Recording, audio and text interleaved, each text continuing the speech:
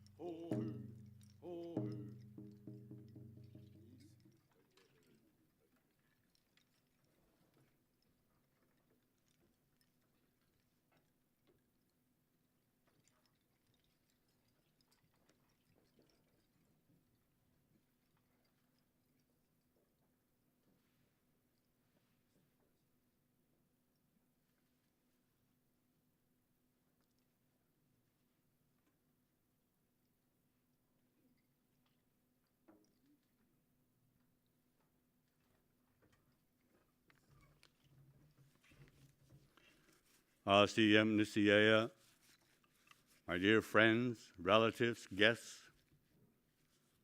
my nephews, I raise my hands to you.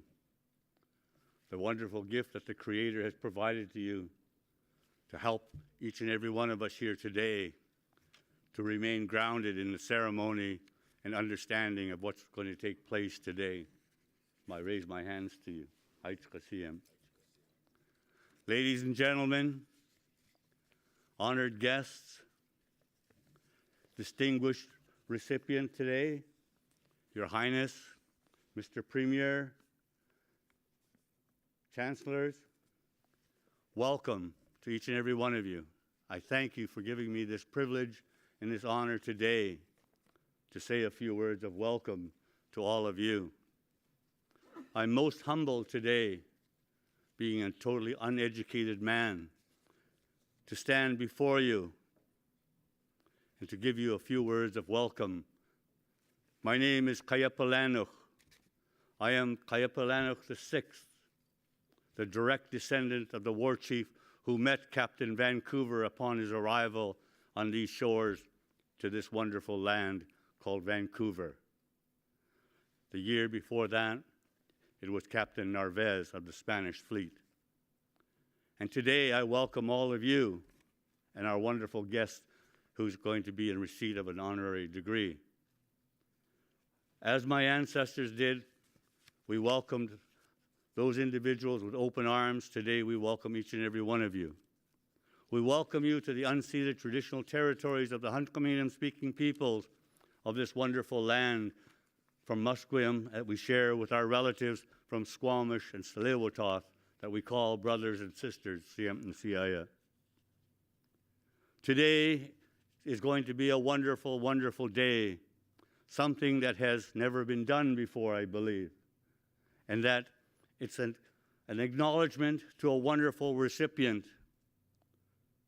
that has provided a light in this wonderful journey called education. That's an inspiration to the youth that follow and to all of us who have children and descendants, that we can say and look forward to the wonderful institutions that we work together to try to provide some lessons and instructions to our young people to make this an even better place, which is hard to do because Vancouver and British Columbia is so beautiful. But in closing, I just want to say once again, on behalf of our Hunkaminam-speaking peoples, welcome and thank you very much to both institutions for acknowledging that they are on the unceded traditional territories of our peoples. Haitskasiyam, Haitseosiyam.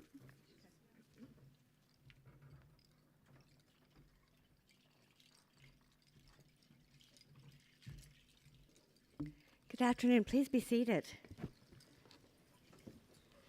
I'm Anne Giardini, the Chancellor of Simon Fraser University.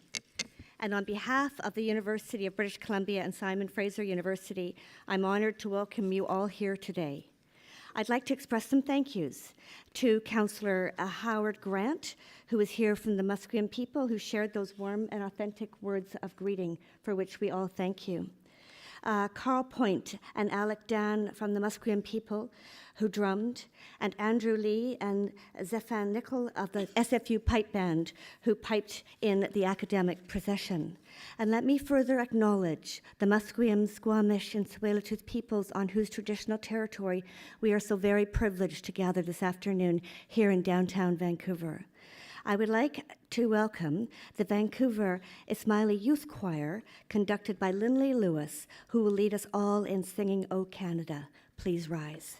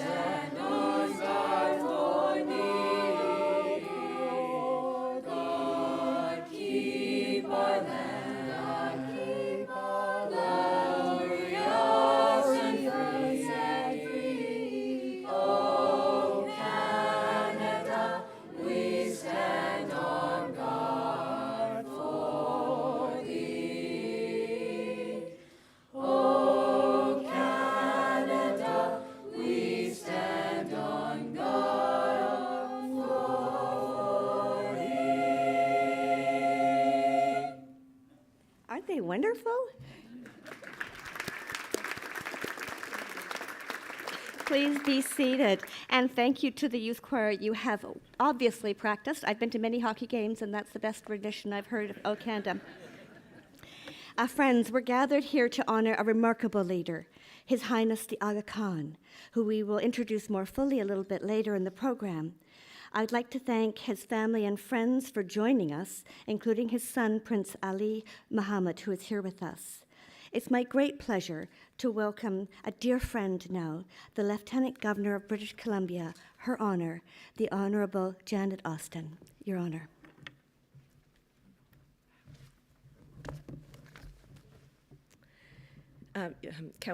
Your Highness, honored guests, Ms. Anne Giardini, Chancellor, Mr. Michael Korenberg, Chair of the UBC Board of Governors, Premier Horgan, Chief Wayne Sparrow, leaders from the Coast Salish First Nations, Presidents Andrew Petter and Santa Ona, and many, many distinguished guests. I too would like to acknowledge the Coast Salish peoples, the Musqueam, Squamish, and Tsleil-Waututh, upon whose traditional territory we gather today, and to thank them for sharing these lands in peace and friendship. I would also like to thank our guests here today for the gift of a traditional blessing, Haitchka Siam. Thanks also to retired Commander King Wan, Royal Canadian Navy, who joins me today as honorary aide-de-camp.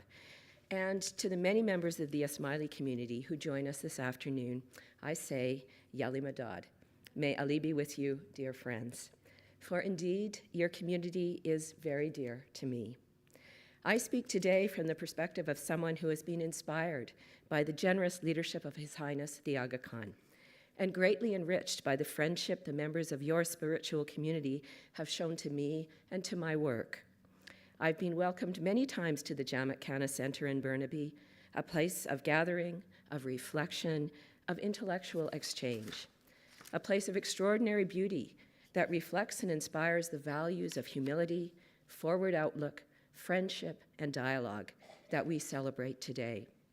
I've enjoyed gracious hospitality, appreciated music and art, been stimulated by thoughtful and intelligent dialogue, and been inspired by the many examples of generosity and kindness to the broader community.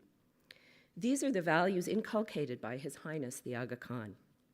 Led by His Highness, the Ismaili community in Canada has become an exemplar of success in building inclusive communities. And this is manifest in so many ways. In a focus on the elimination of poverty, in an emphasis on education and knowledge, in a deeply held commitment to community service and to volunteerism, and in a belief in the value of pluralism and diversity, and in the conscious development of community partnerships and collaborations, such as I have been privileged to enjoy in my previous professional and volunteer work. On a deeper level, the Ismaili community's faith has evolved with the leadership of His Highness, who has interpreted the essence of the faith to meet the needs of life in an ever-changing world. His Highness shows us how to live well and contribute generously in a world which is no longer homogeneous or uniform in creed and ancestry. He inspires us to work on behalf of all citizens, to embrace people of diverse cultures, faiths, and belief systems. As the Queen's representative, and on behalf of all British Columbians, I am deeply honored to congratulate His Highness the Aga Khan for the honors bestowed today, and to thank him for his extraordinary leadership and for helping us to make Canada a place of peace and tolerance that is inclusive of all. Thank you. Haj Kasiyam. Thank you.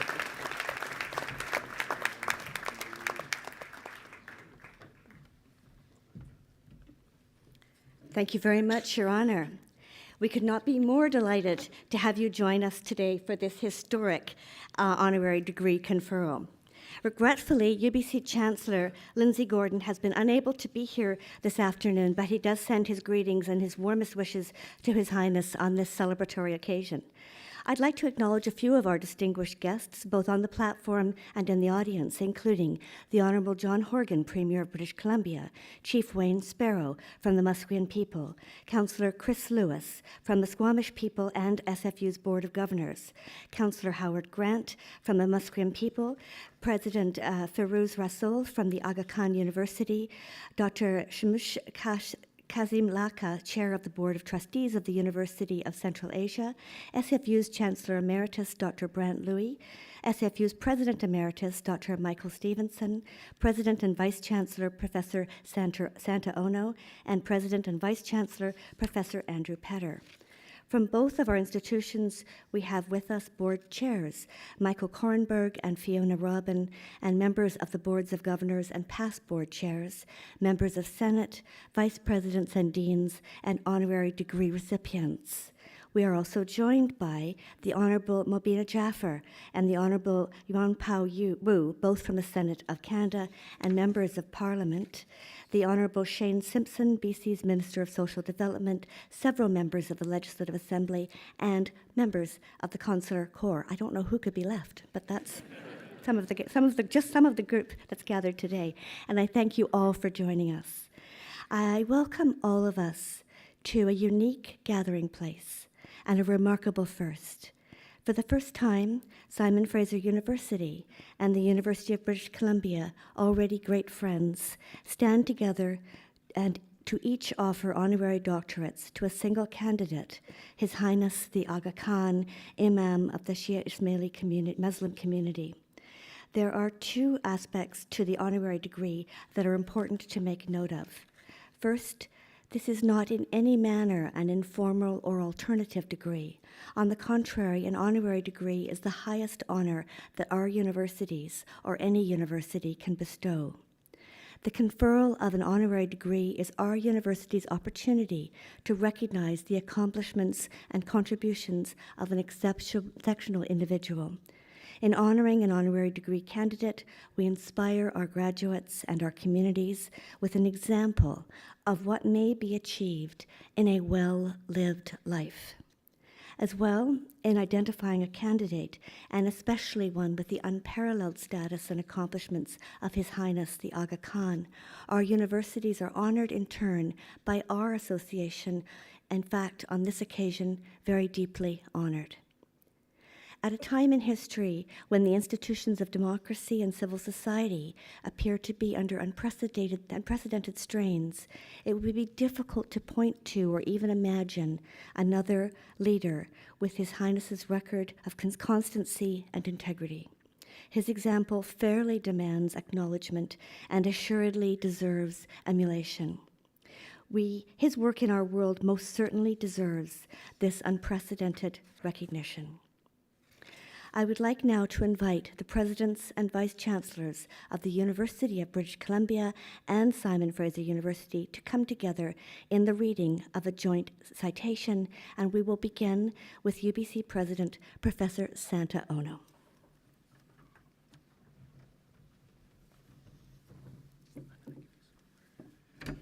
Your Highness, Your Honor, Premier, Madam Chancellor and Governors and Senators of UBC and SFU, friends of our two universities and the Ismaili community, I am deeply honored today with my esteemed colleague, SFU President Andrew Petter, to welcome and present His Highness the Aga Khan, Imam of the world's Shia Ismaili Muslims.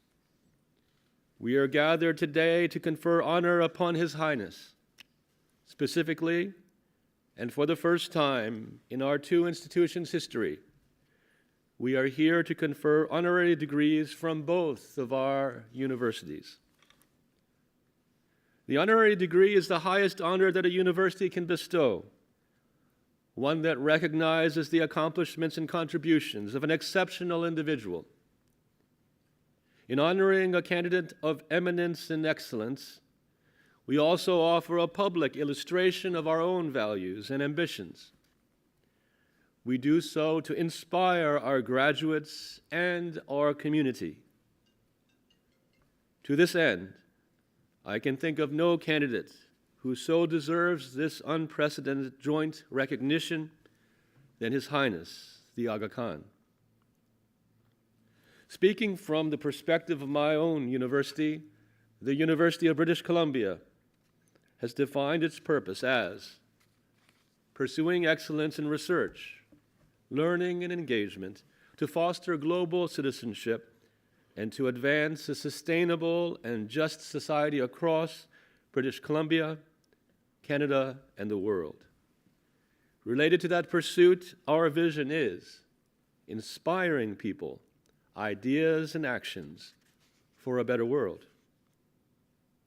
Who in that regard could be a better exemplar than His Highness the Aga Khan? The Aga Khan Development Network, the AKDN, works in more than 30 countries, operating roughly 1,000 programs and institutions.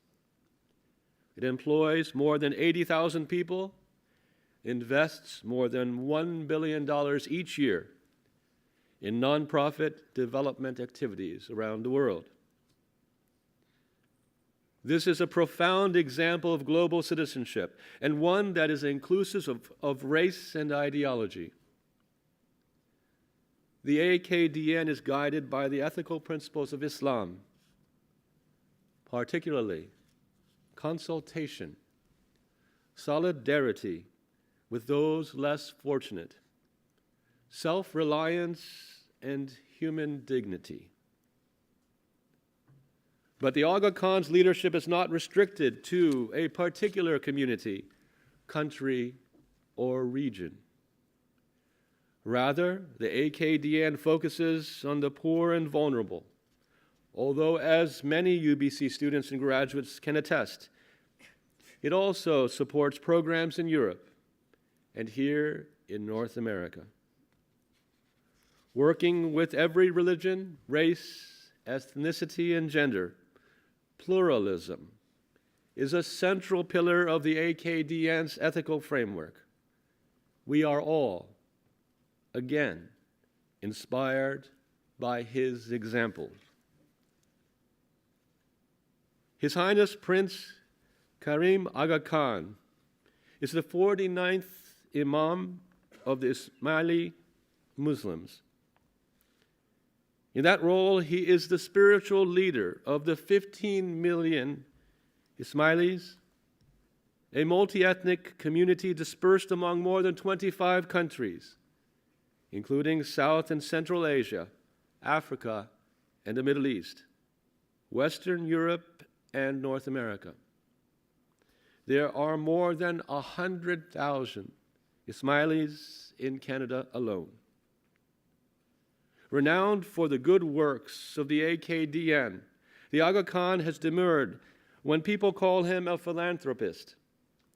He says, rather, that his mandate requires that he use the office of the Ismaili Imamat, which he inherited to improve the quality of life for the world's most vulnerable. He presents his work not as an act of generosity, but as the exercise of his responsibility. And if we all took the same view in our own lives, it would be such a better world. Born Prince Karim Aga Khan in Geneva, Switzerland on December 13th, 1936. The Aga Khan is the eldest son of the Prince Ali Khan and his first wife, the Princess Tajuddin. It is believed that the Aga Khan is a direct descendant of the Prophet Muhammad, and through the Prophet's daughter, Fatima Az-Zahra, and her husband, and Muhammad's cousin Ali, who was the first Imam in Shia Islam. The Aga Khan spent his early years in Nairobi, Kenya, where he began his education under private tutelage before returning to Switzerland and boarding school at the Institut du Rosé. He then studied Islamic history at Harvard University, where he graduated cum laude in 1959 with a Bachelor of Arts and a varsity H for soccer. As an athlete of accomplishment, he also competed on behalf of Iran as a downhill skier in the 1964 Olympics. On July 11th, 1957, at just 20 years of age, the young prince was elevated to the role of Imam. The prince's grandfather, who had served as Imam for the previous 72 years, said he was designating his grandson because, and here I quote from the late Imam's will itself, "I am convinced that it is in the best interest of the state, of the Shia Ismaili Muslim community, that I should be succeeded by a young man who has been brought up and developed during recent years and in the midst of the new age, and who brings a new outlook on the life of his office as Imam. In more than 60 years of service, His Highness, the Aga Khan, has proved the wisdom of his grandfather's choice. It is now with great pleasure that I invite my colleague and friend, SFU President Andrew Petter, to continue the citation.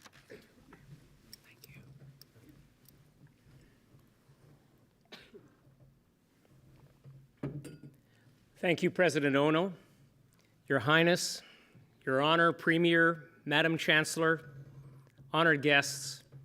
As with UBC, Simon Fraser University is committed to the values of education, pluralism, and global citizenship as drivers of social betterment.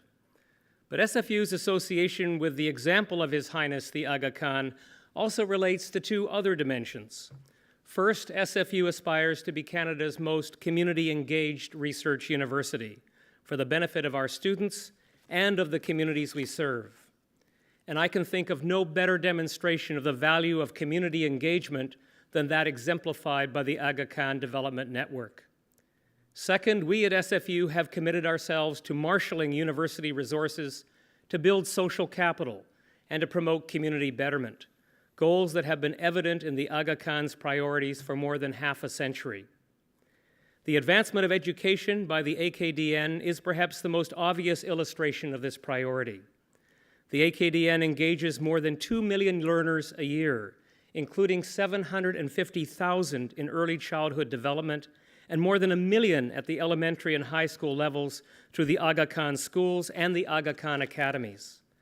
At the post-secondary level, the Aga Khan University and the University of Central Asia proudly claim 15,000 alumni, including doctors, nurses, teachers, and school managers who are raising standards and playing leading roles in their fields and communities. In the area of health, the AKDN supports a network of hospitals, including the Aga Khan University Hospital in Nairobi, considered one of the best on the continent of Africa.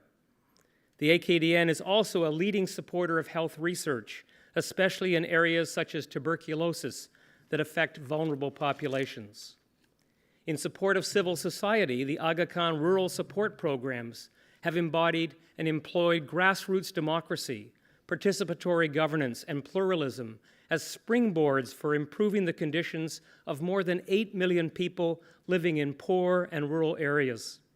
And the AKDN supplies agricultural aid to more than 100,000 cotton farmers, while its social programs offer microfinance, education, health, and sanitation support. In the category of humanitarian assistance, the AKDN is often one of the first on-the-ground responders after a natural or human-caused disaster, and one of the last to leave, working on long-term redevelopment for the benefit of those affected. It frequently applies that same focus in remote and fragile geographies, working to reduce poverty, ensure food security, and improve the livelihoods of smallholder farmers and their families. Also in the realm of social infrastructure, the Aga Khan Trust for Culture has shown how culture can be a catalyst for improving the quality of life. The Aga Khan Historic Cities Program conducts complex restoration and conservation projects. It creates parks and gardens, and it plans and operates cultural assets from Afghanistan to Zanzibar. Indeed, His Highness earlier this week inaugurated the Aga Khan Garden in Edmonton, bringing to Canada some of the extraordinary cultural legacies of Muslim civilizations. In an area where culture, education, and social infrastructure intersect, the Aga Khan supports the Aga Khan Award for Architecture. Since 1977, this has been one of the world's preeminent architectural awards, focused on everything from village planning to environmental sanitation. In addition to a vast array of not-for-profit initiatives, the Aga Khan has also established the Aga Khan Fund for Economic Development, which invests in ethnically run, self-sustaining companies that create employment, provide essential goods and services, and promote economic development. The fund underwrites entrepreneurs and development from an award-winning mobile phone company in Afghanistan to hydroelectric plants that provide half the electricity to Uganda, a country, by the way, that it ejected its Ismaili population in 1972. This is a leader who has much to teach us about truth and reconciliation. Your Highness, will you please step forward?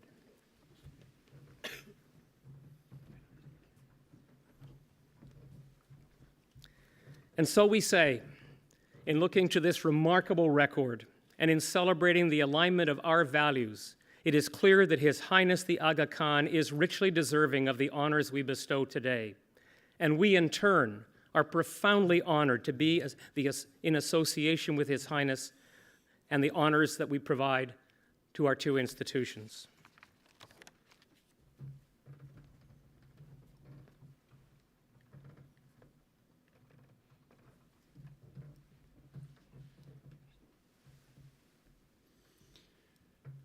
Your Highness, by the virtue of the authority vested in me and in the Senate of the University of British Columbia, I hereby admit you to the degree of Doctor of Laws, honoris causa.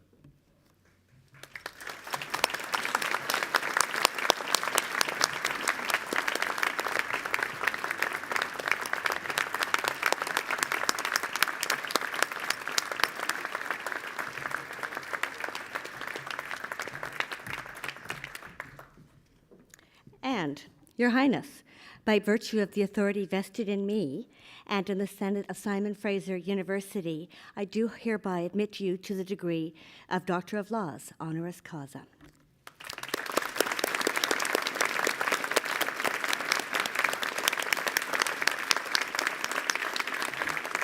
Now, in keeping with an extraordinary honor, we will proceed with an unprecedented ceremony. Why not? Under normal circumstances, a single president would cap and gown the honoree, adding a hood that denotes the nature of the honorary degree, in this instance, a Doctor of Laws. Today, however, President Petter will present a gown from SFU, followed by President Ono, who will present the hood from UBC, thus joining these recognitions in the spirit of His Highness's commitments to shared purpose and to unity.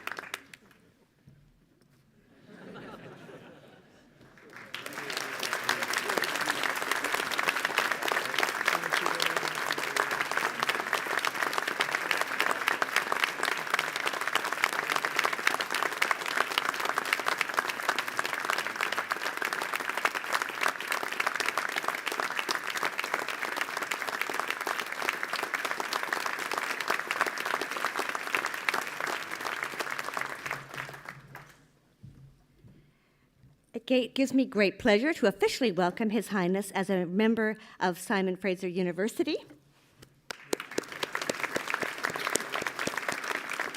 And I invite President Ono for the University of British Columbia's degree presentation. No? You done?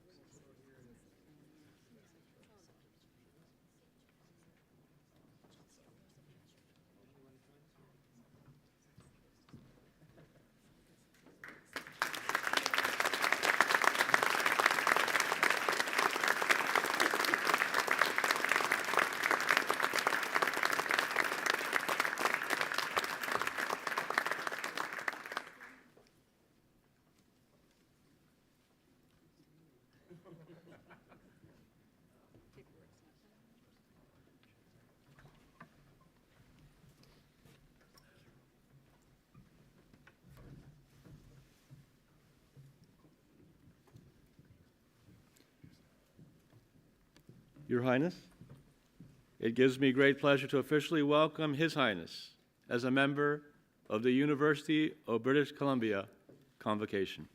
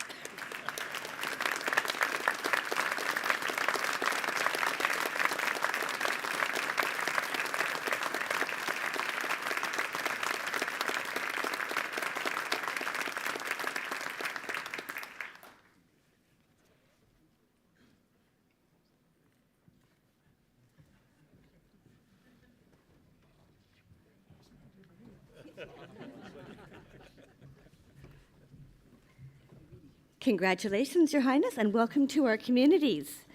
To continue in the spirit of this blended ceremony, I'm thrilled to announce a remarkable performance produced by UBC's School of Music and SFU's School for the Contemporary Arts. I'd like you to join me in welcoming Imran Amershi, Scheherazade Cooper, Yijia Feng, and Magdalena Ho. They will perform for us Sun on Water.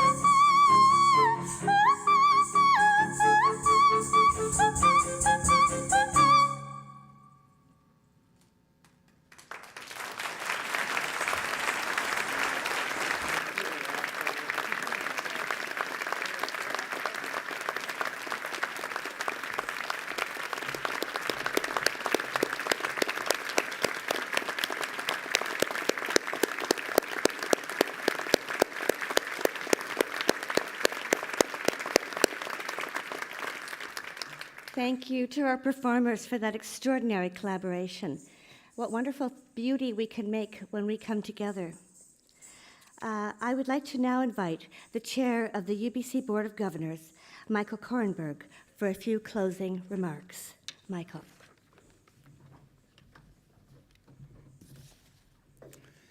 Thank you, Chancellor Giardini, and thank you all so much for having joined us today and helped make this unique ceremony so special. I too am honored to share the podium today and inspired by the example of leadership we have celebrated with this joint degree conferral. For further inspiration, let me extract a few quick lessons from the words of His Highness the Aga Khan himself, who spoke with great eloquence about pluralism in delivering the 10th annual LaFontaine Baldwin Lecture in Toronto just a few years ago. In this hyper-connected world, His Highness cautioned that we could not take our newfound connectedness for granted. He said technologies, after all, are merely instruments. They can be used for good or ill. How we use them will depend in every age and in every culture, not on what sits on our desktops, but on what is in our heads and in our hearts. So lesson number one, or perhaps challenge number one, as we leave today, let us keep that wisdom in our consciousness and take the work of the Aga Khan Development Network to our hearts. In the same lecture, the Aga Khan also challenged us to make what he called the concerted, deliberate efforts to build social institutions and cultural habits which take account of difference, which see diversity as an opportunity rather than a burden. Ours is a rich, resourceful, and highly diverse community. On this great day, even our honorary degree is an expression of pluralism representing the coming together of two great universities. So again, as we leave today, I bid all of you to embrace the wisdom and example of His Highness, the Aga Khan Doctor of Laws. You're all now invited to attend the reception on the second floor. The SFU pipers are going to lead the way. Please rise and remain standing at your places until the platform party has fully recessed. Thank you so much.